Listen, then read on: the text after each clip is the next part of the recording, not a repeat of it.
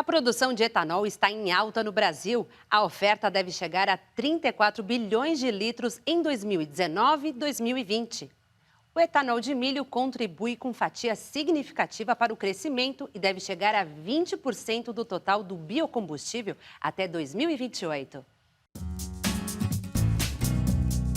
Um oceano verde brota no solo do maior produtor mundial de cana. O Brasil deve colher, nesta safra, 645 milhões de toneladas do produto. 91% estão concentrados na região Centro-Sul. Depois da crise que levou ao fechamento de 80 usinas nos últimos anos, o setor vive um momento promissor. Um dos motivos é o consumo do etanol. Serão produzidos quase 35 bilhões de litros, 7 bilhões a mais do que há 2 anos. O etanol deve representar 2/3 da produção canavieira. O restante vira açúcar. Serão quase 30 milhões de toneladas, a maior parte destinada ao mercado externo. O Brasil é o maior fornecedor mundial.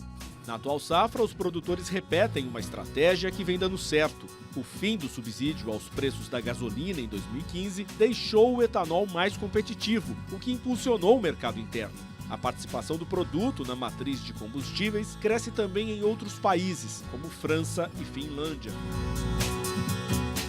Com números tão importantes no agronegócio brasileiro e uma influência crescente em todo o mundo, o etanol foi a estrela de um evento que reuniu em São Paulo os principais atores do mercado de cana-de-açúcar. Durante 2 dias, a 19ª Conferência Internacional Datagro discutiu temas que vão da formação dos preços a novas tecnologias.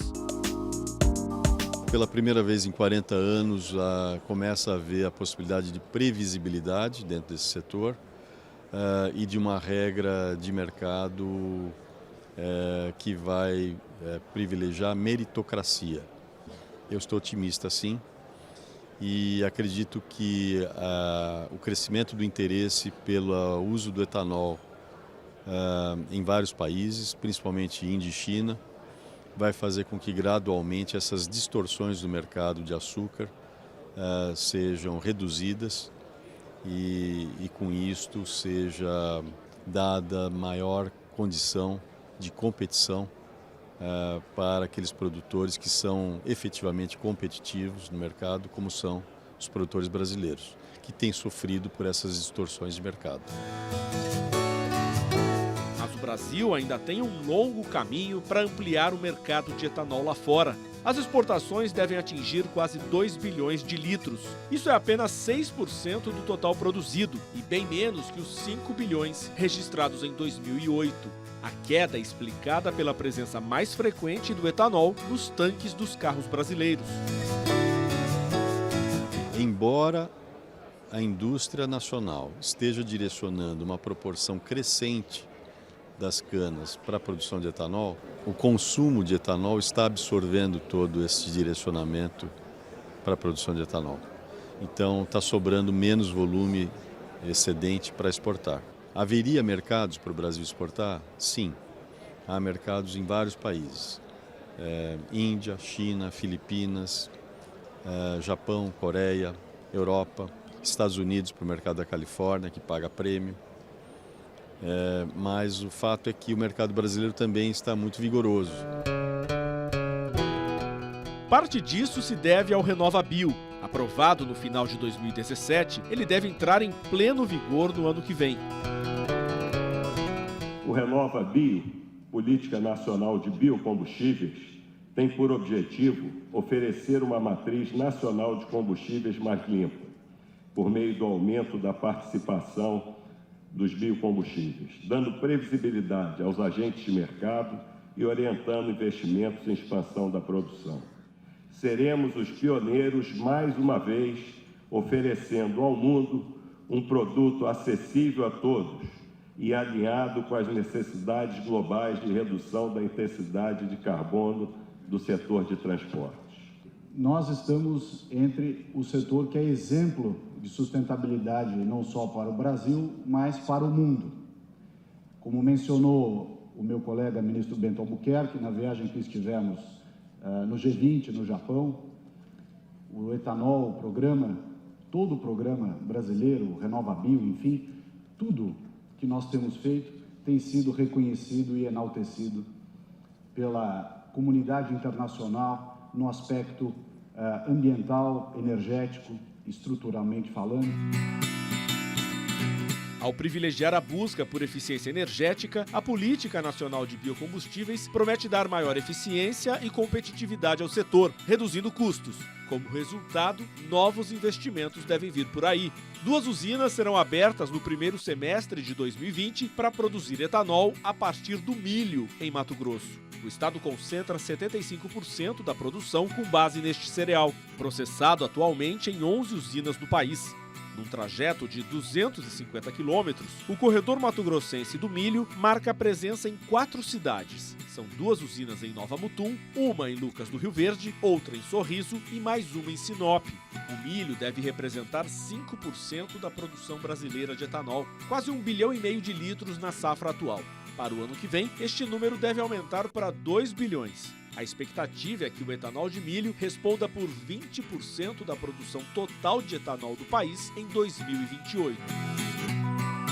É mais um produto a agregar à produção do etanol, né? Temos usinas full que produzem apenas o etanol de milho, produzem um ano todo. Essa é uma vantagem da produção do etanol de milho. A safra é de 250 dias, apenas 15 dias para manutenção da indústria.